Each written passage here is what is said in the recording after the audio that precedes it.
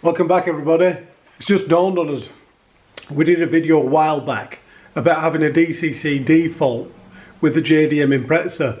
We actually never concluded that video because of the problems we had with the brakes and everything else. However, we can give you a conclusion, and that is that yes, it did fix the DCCD problem. We changed the ABS pump, we swapped it out, we bled the brakes, and everything works fine on the DCCD. Now today, we're just getting this car back together to get it roadworthy and for an MOT, and I was just about to put the arch liner and everything back in here, and I noticed something suspicious down here, which I originally thought was a bit of rust, but it turns out it's not. It's the CV boot which is torn on the drive shaft. So that's an MOT failure, so we better get that swapped out. Now what I'm going to do to save myself some time is just swap the entire drive shaft, because we've got a spare kicking about. We're just going to change the whole drive shaft. Now it's the same procedure on pretty much most Impreza turbo models, with the exception of a couple where at the gearbox side you have a male spline on the drive shaft which goes into the gearbox rather than a cup, which is what we've got. But this car is pretty much like most that I've worked on, so I'll give you a guide on how to do it this way, and then you know. So I'm going to hand over the camera to Sambo. Right guys, first thing, you've got to knock this, you can see this nut has a little piece knocked into a groove. We've got to pull that out before this nut will come off.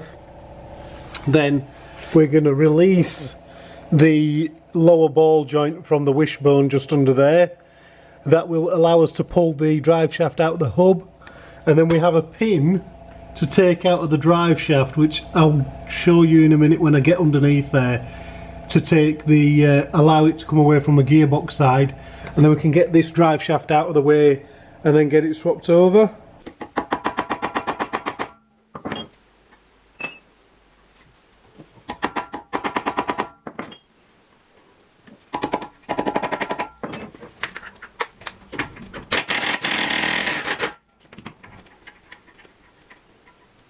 Got that? Right, pause it again for a second.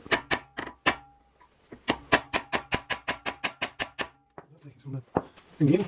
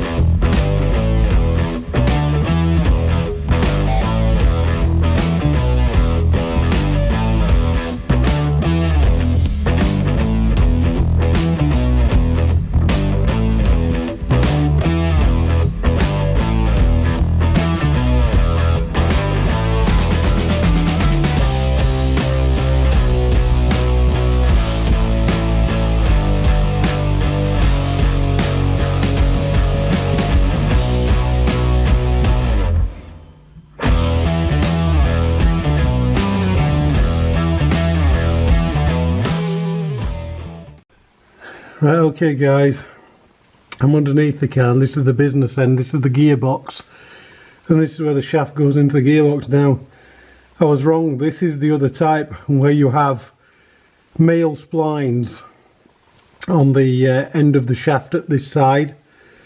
So the whole shaft will need to be pulled out of the gearbox so that we can get it free to change this boot. Now, the shaft that I have isn't the same, so we can't just swap the shaft. We're going to have to get this boot done. So I'm going to go and get an oil pan, because when we pop this out we're going to have some oil leakage. So I'm going to make sure I've got provisions to catch that, and we'll get it popped out.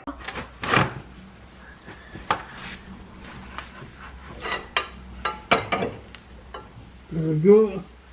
So, right, keep it rolling.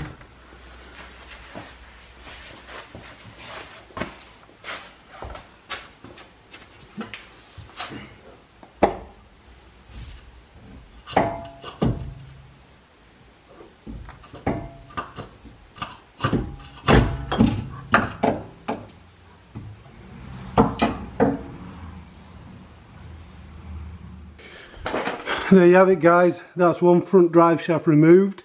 We can see there that nasty split in the CV boot. We'll have to get that changed over and get this sorted out.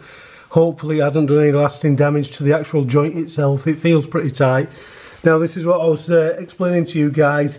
This is the type of drive shaft that has the male output going into the gearbox, which is opposed to the earlier type like this that are held in with a pin. See the pin right there?